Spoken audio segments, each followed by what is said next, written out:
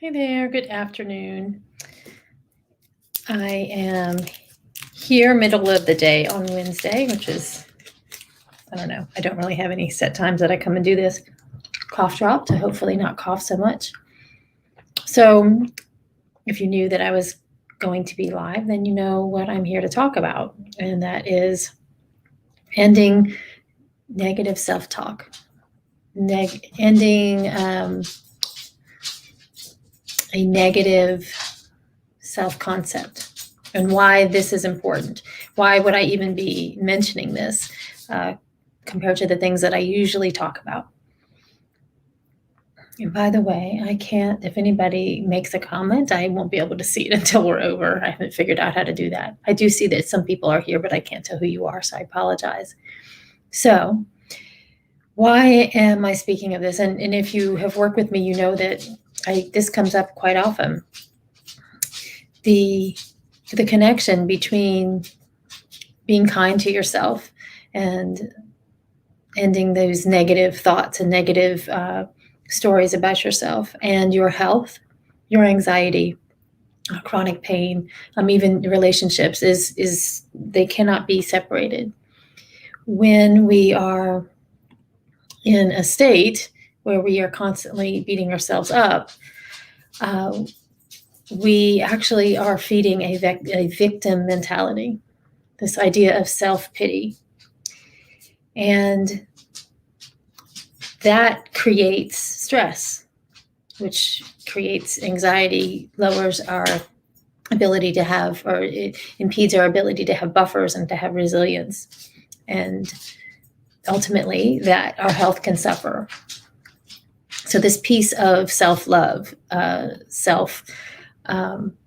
appreciation, grace for self is extremely important for improving our health and our well-being. It also affects how we get along with others and how we roll with the flow in our interactions with other people. So I wrote about this yesterday and posted it in a couple of different places where you can read about that if you like. And I'm using that sort of as a jumping off point here. But imagine if you made this commitment to stop negative thoughts about yourself. Well, first of all, I do want to address that we may have learned that it's impolite or improper to have a positive self-concept, that we might think that we're better than everyone else if we won't have humility, if we have a positive self-concept, if we are kind to ourselves, if we say good things. And others may say that that's how we motivate ourselves to get something done. We beat ourselves up. Like, why don't you get it together, girl? Like, you can show up and get this done. Or, we look at ourselves in the mirror and say terrible things about the way we look, about, our achievements, in order to motivate us to do better the next time. And for some people, that may even work. That may even get you to a short-term outcome, to berate yourself. There are costs to that, however. That is it's a very constricted way of holding your energy. And there will be consequences in health later on. And I do want you to know that when I say things like that this is not a judgment that I'm making. It's not about an ethical point of view for how you talk to yourself.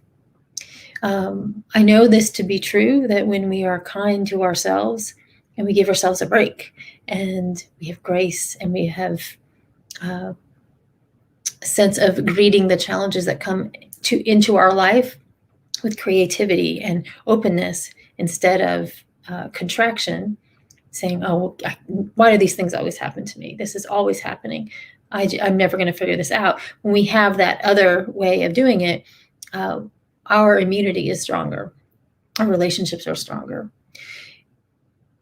It has nothing to do with what's right or wrong. I'm not going to take a stand that it's wrong to say negative things about yourself, or that it's good to be kind to yourself. What I know is that there is more lightness and flow in the second one, in being kind. If there's more openness, more open-heartedness. And I understand that leads to a more joyful existence, a life of more resilience. So if you are someone that knows that you have tape playing that is of negative self-talk, even if it's just in one aspect of your life or in one relationship, please know that there's no judgment from me while I'm saying these things or as I'm saying these things. We all have our places that are places to evolve. So back to the topic. So imagine that if we made this choice that from this point on, we would not say another negative thing about ourselves. Instead, cultivated self-love, unconditional love for ourselves, grace for ourselves, acceptance of ourselves for what has happened in the past, what's happening now in our lives, and for what is to come. If we were able to do that all the time, or even just most of the time, it would mean that we would never stay angry or with resentment when another person lets us down or does something that we don't like or approve of. We would be able to just simply come in when we make a mistake or we judge something in a moment and that judgment turns out to be not the most guided one. We would just fix it or choose a different direction, make amends. And that would be it. Be like, oh, I made a mistake and here's how I'm going to fix it. There would be no drama. We would, if we loved ourselves unconditionally and grace, it actually would mean that we would not be affected by the words of others that were meant to hurt us or what other people do.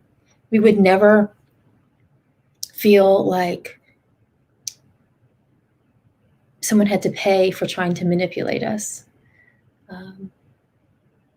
We would understand and we would have enough self-concept, positive self-concept, open-hearted self-concept, that what other people do because of what is going on in their life is not about us. So say someone lies to you or even betrays you, you would be able to feel the feelings in that. However, that incident would not define you because you are so clear in your own self and your own choices for yourself. We would not blame others for how we feel. And so when something like that happened with another person, we would easily move through it. We would never have to worry about someone taking advantage of us, pulling the wool over our eyes, that sort of thing. And if we held for ourselves unconditional love and grace and forgiveness for all the time, we would trust that we could figure out what was coming our way, whatever came our way, we would figure out a solution. And we would not spend one moment worrying about what other people think of us. So it may be that as I gave you that list, and there are other benefits, obviously, to cultivating this idea of forgiveness and self-love and acceptance of self. And I speak with many people who are very much aware that they're hard on themselves, that they beat themselves up, and they may even be aware of where those stories come from. And then some other folks may not realize that that is a large part of their functioning, of their self-talk, this being hard on self. Or they may not realize that it's affecting one area of their life. And I will say that as this has come up in working with people over the years, I also recognize that some people are so uncomfortable with this concept of forgiving yourself, of having grace for your mistakes and the way that you're evolving, that I've had people actually gather up their stuff and say, I can't do this, and walk out of my office when I've brought up this idea of how do we shift a negative stories all the time to something else. So it's triggering, and I get that. And I wonder if you would be willing to create a new belief that it might be possible to have this unconditional love that you maybe have for a pet or a child, also for yourself. And that doesn't mean that you let yourself, you never take responsibility. It doesn't mean that you're better than other people. It means that you accept and love things in yourself just as they are, and that's it. So even though people are in different spaces on this continuum, if this is something that you would like to cultivate, and perhaps, like I said, you're very much aware, like, oh, I need to stop being so hard on myself, and you know that causes suffering in you day to day and in certain relationships, but you haven't been able to shift it. I'm going to invite you to turn the tables and practice in a different way, a very heart-centered, fairly simple thing to do. In some areas, I'm going to invite you to do something to change that pattern in yourself. And that is, as you go out into the world and you're interacting, or you're watching TV, you're on Zoom calls, to look for something to love about everyone that you come in contact with. Find something to adore. Something even just to like or admire would be okay place to start. And when you notice that characteristic, acknowledge it with integrity and authenticity and wholeheartedly. This can be that you like the buttons on her jacket. This could be that the way that she wears her hair. It could be, those are sort of superficial things, right? It could be the way that a habit that they have, or something that, an achievement that happened in the other person's life. Of course, I realize that by suggesting this, many people have resistance to this idea of finding something to appreciate about other people. They have a lot of resistance because there are definitely some people in their life that they really don't like, and they cannot imagine finding something to appreciate, admire, love about that person. Their ex, boss, coworker, neighbor. And then that person's in a category like, no, thank you. There's nothing at all to like about that person. And so you don't have to start with the hardest person in the world to do this with. But should you decide to rise to that challenge, I would invite you to, for just a moment, and you can do that right now with me, pick the person that ruffles you the most. Could be someone that you know personally, someone who's no longer in your life, even someone that you don't know, that's like personally, political sphere, whatever.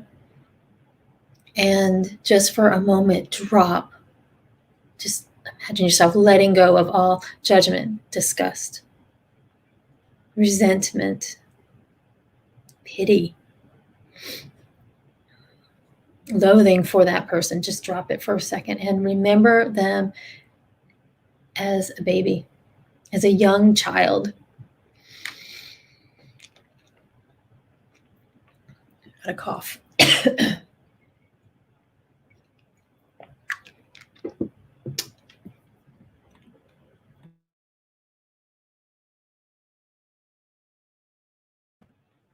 A child born innocently into this life.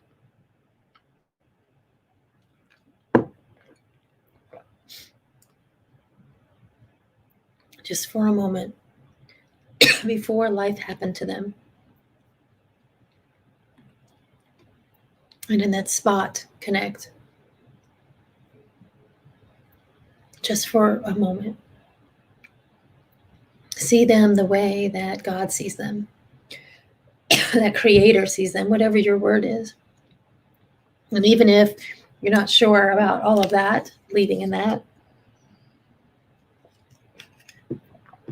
Perhaps it's true that it's in our DNA as a human being to be compassionate, cooperative.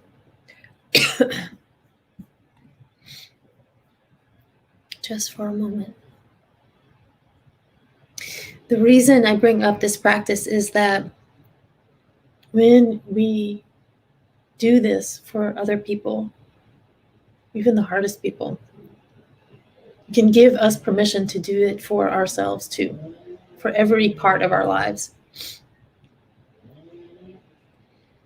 If you think about it, compassion, as I mentioned earlier, feels much better in the body and in the soul than resentment, anger. It's lighter. It's easier. There's more ease in it.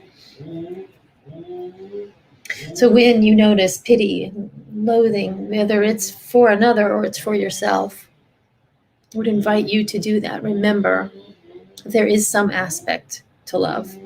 There's actually a lot of aspects to love. When you start to practice this ease and grace allows you to not mind so much what happens with your own responses, what happens with other people's, what's happening in the natural world. Then you can move forward in a calm and open-minded, open-hearted fashion.